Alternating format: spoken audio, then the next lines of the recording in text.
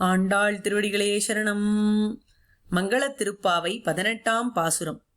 மதிளரங்கருக்கு மாலை சூட்டிய மால்யதாவின் மங்கள மொழிகளை அனுபவித்துக் கொண்டு வருகிறோம்.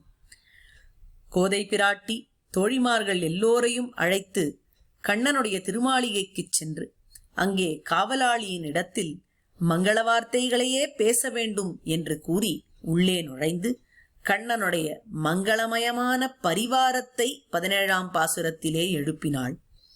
அறம் என்கிற பெரிய மங்களத்தை செய்யக்கூடிய நந்தகோபாலனையும் குலவிளக்கை போல் மங்களமாயிருக்கக்கூடிய யசோதை பிராட்டியையும் செல்வமே வடிவெடுத்த பலதேவனையும் எழுப்பிவிட்டாள். இப்பொழுது 18ஆம் பாசுரத்திலே மங்கள தேவதையான நப்பின்னையை எழுப்புகிறாள் பிராட்டி. நப்பின்னையை எப்படி கொண்டாடி எழுப்புகிறாள்? முதல் வார்த்தையே மங்கள வார்த்தை.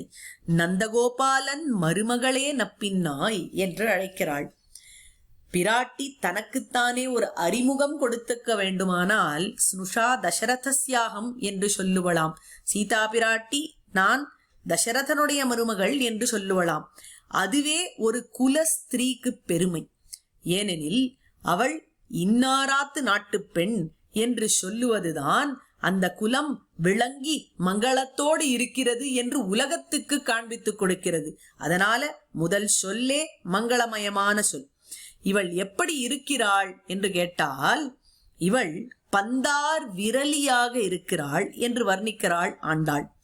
பிராட்டியினுடைய திருக்கரத்திலே ஒரு பந்து இருக்கிறது. எம்பெருமானுடன் அவள் கூடியிருக்கிறாள். அந்த சமயத்திலே 2 பேருக்கு நடுவிலே ஒரு ஆட்டம் நடக்கிறது, பந்தாட்டம்.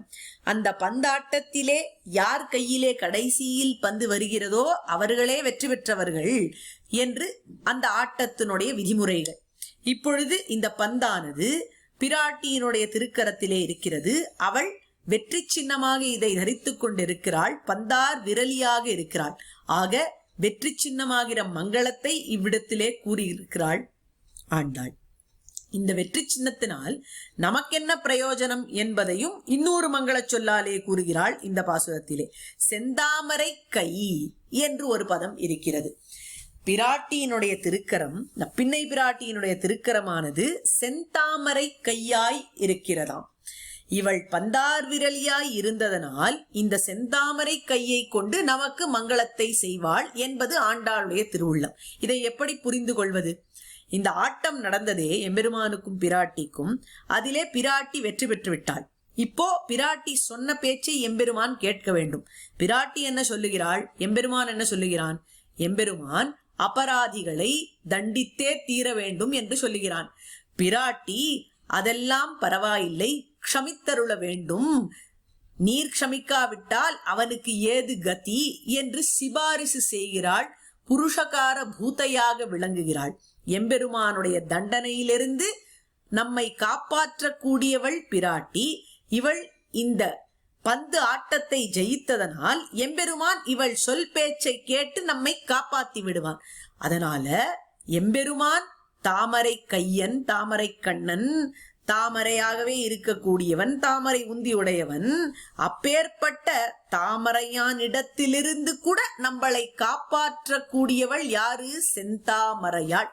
அவளுக்கு செந்தாமரை கை இருக்கிறது. அதனால பிராட்டியினுடைய புருஷகாரத்துவம் என்கிற பெரிய மங்களத்தை செந்தாமரை கை என்கிற தொடரிலே வைத்திருக்கிறாள் ஆண்டாள். பிராட்டிக்கு மட்டுமே 3 ஆகாரங்கள் உண்டு. ஆகார திரய சம்பன்னாம் அரவிந்த நிவாசினி என்று சொல்லி இருக்கிறது. அந்த 3 ஆகாரங்கள் உடைய பிராட்டி செந்தாமரையிலே இருக்கிறாள்.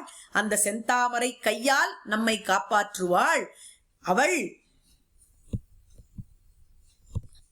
உபாயமாகவும் ஆவாள், உபேயமாகவும் ஆவாள், அதே சமயத்திலே புருஷகாரமாகவும் ஆவாள். இந்த புருஷகாரம் அப்படிங்கிற ஆகாரம் எம்பெருமானுக்கு கிடையாது. அதை காண்பித்து கொடுக்கவே செந்தாமரை கை என்கிற தொடரை வைத்திருக்கிறாள். இந்த புருஷகாரம்தான் நாமெல்லாம் பெற்ற பெரிய மங்களம். இது இல்லை எனில் நமக்கு கதி இல்லை. ஆக புருஷகாரம் என்கிற பெரிய மங்களத்தை வைத்த பாசுரமாக இது அமைந்துள்ளது. மேலே இருக்கக்கூடிய மங்களங்களை நாளைய தினம் பார்க்கலாம்.